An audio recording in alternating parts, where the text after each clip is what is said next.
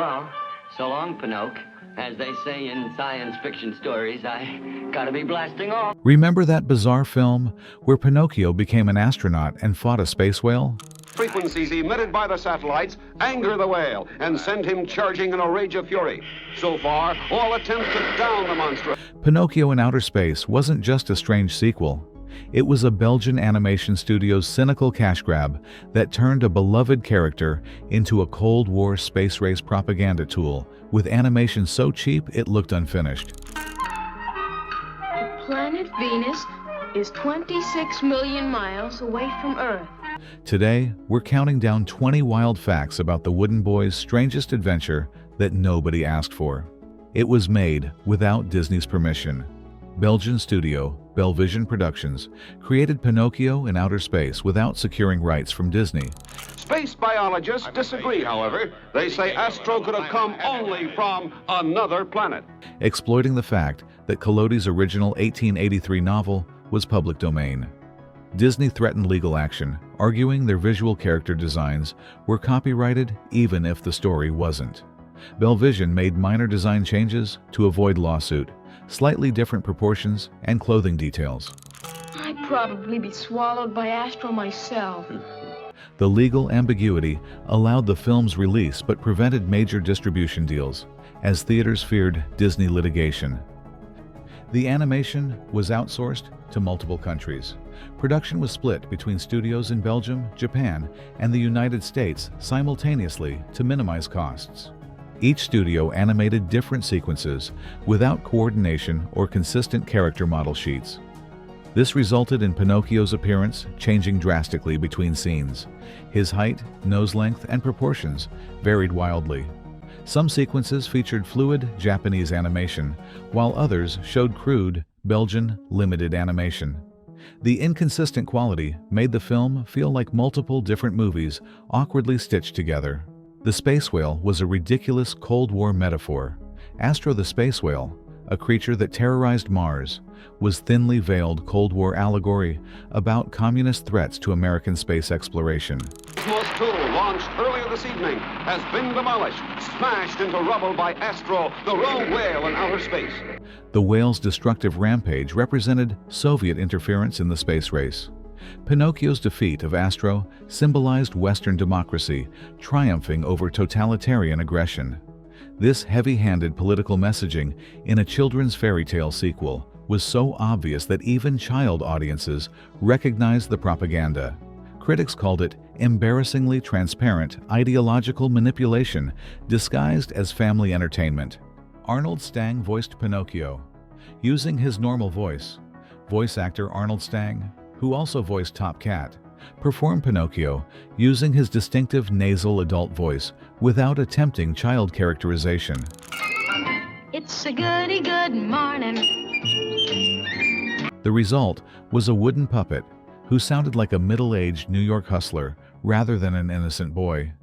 Stang made zero vocal adjustment for the character, treating the job as quick paycheck work requiring minimal effort.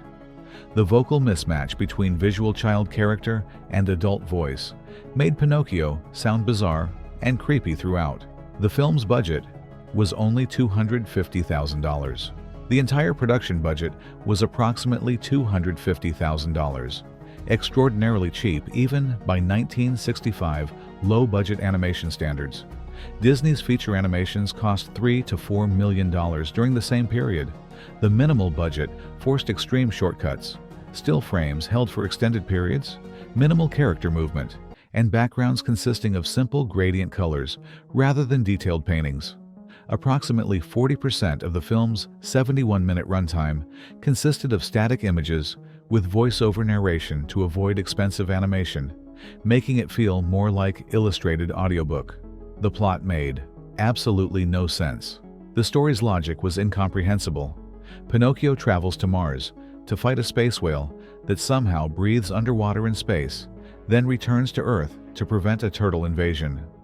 No explanation addressed how space whales exist, why Mars has breathable atmosphere, or how wooden puppets survive space travel.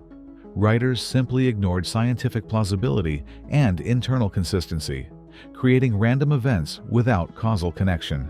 The nonsensical plotting suggested scripts were written by committee without anyone ensuring coherent narrative structure. Jiminy Cricket was replaced by a grasshopper. Unable to use Jiminy Cricket due to Disney copyright, the film introduced Nurdle the Twerp, a talking grasshopper serving identical conscience function. Nurdle was essentially Jiminy Cricket, with different name and species, creating obvious legal workaround. The character had no personality beyond lecturing Pinocchio about morality and complaining constantly. Voice actor Cliff Owens performed Nurdle as annoying scold rather than endearing guide, making the character intensely unlikable throughout the film. Noisy one, why do your teeth chatter that way? You're not afraid of me, are you?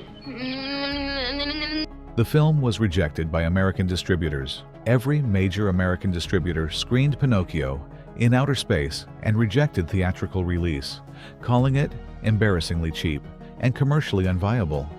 The film eventually received limited regional release through minor distributor Universal Pictures International, playing primarily in second-run theaters and drive-ins.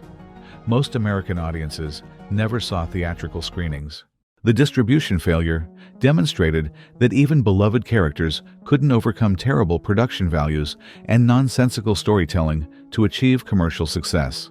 The Martian sequences lasted over 30 minutes.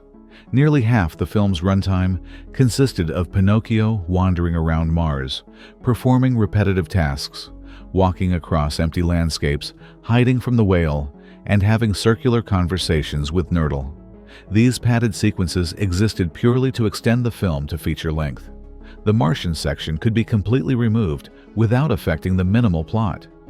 The obvious padding made the film feel interminably slow, boring child audiences who expected constant action and adventure. Voice recording happened in 3 different languages simultaneously. To maximize international sales, voice recording occurred simultaneously in English, French, and Italian, with different voice casts performing the same scenes in separate studios. This created 3 completely different vocal performances, with varying emotional tones and characterizations. The English version featured American voice actors treating the material as disposable children's content. The French and Italian versions featured more serious dramatic performances, creating tonally incompatible international versions of the same film. The film featured blatant product placement. Multiple scenes showed Pinocchio drinking Coca-Cola and eating identifiable American candy brands. Paid product placement in a children's film set, partially on Mars. The anachronistic modern products appearing in a fairy tale sequel created jarring disconnection. These product placements were financially necessary. The production was so underfunded that product placement fees helped cover animation costs. The shameless commercialism in a Pinocchio adaptation felt particularly cynical given the original story's anti-materialism themes. The turtle invasion subplot was added last minute. The film's third act, Turtle Invasion, was added during production. After test audiences complained the Mars adventure ended too abruptly, writers quickly invented the turtle attack subplot without integrating it into the existing narrative. The turtles appear suddenly without foreshadowing, threaten Earth for unclear reasons, and are defeated easily before disappearing permanently.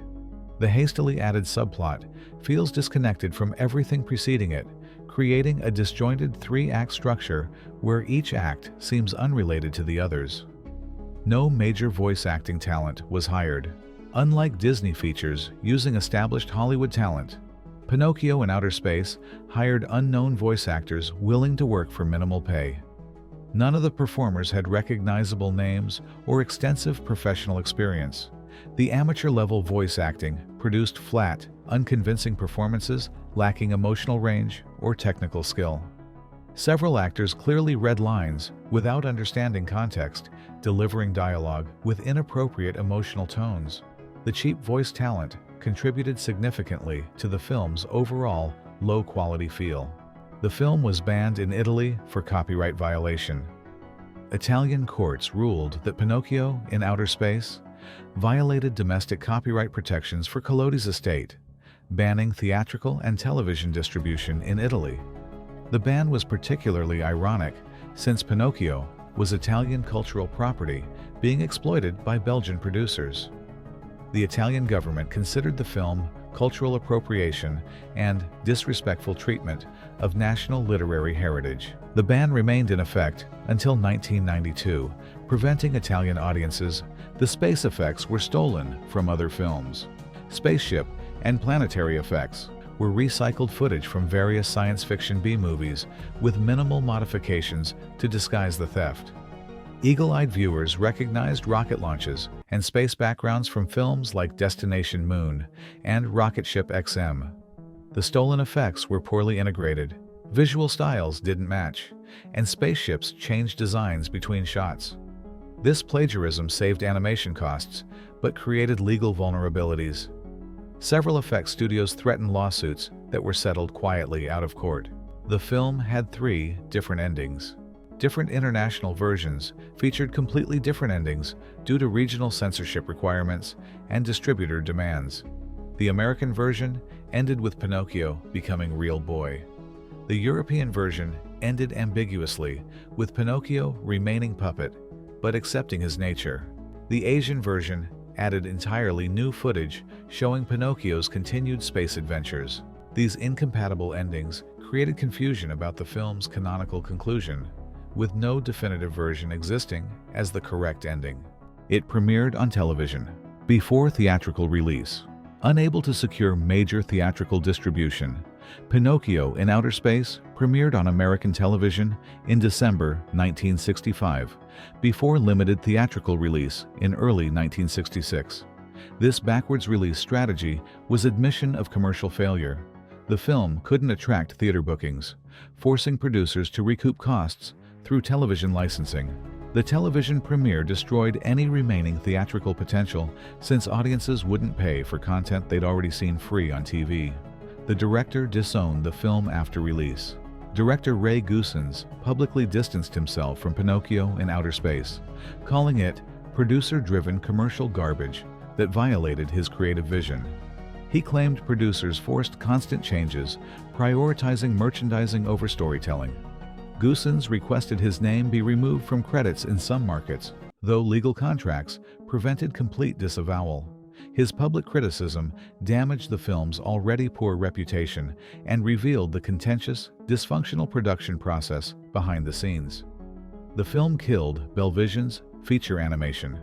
Ambition's Pinocchio in Outer Space's commercial and critical failure convinced Belgian studio Belvision to abandon theatrical feature animation entirely, focusing exclusively on television animation and commercials afterward. The financial disaster nearly bankrupted the studio, forcing layoffs and project cancellations. Belvision never attempted another original theatrical feature, retreating to safer, commissioned work.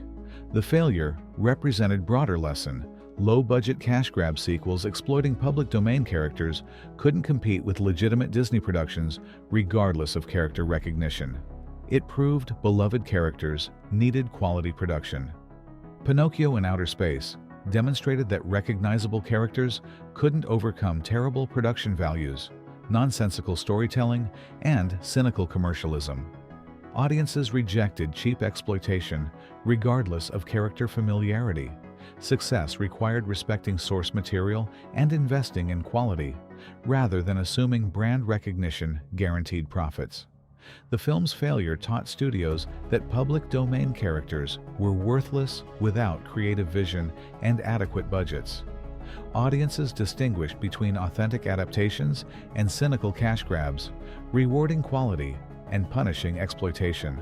So there you have it. 20 wild facts proving Pinocchio in Outer Space wasn't just a bizarre sequel. It was a cynical, low-budget exploitation film that turned beloved character into Cold War propaganda, with animation so cheap it looked unfinished, and storytelling so incoherent it insulted children's intelligence. The wildest part?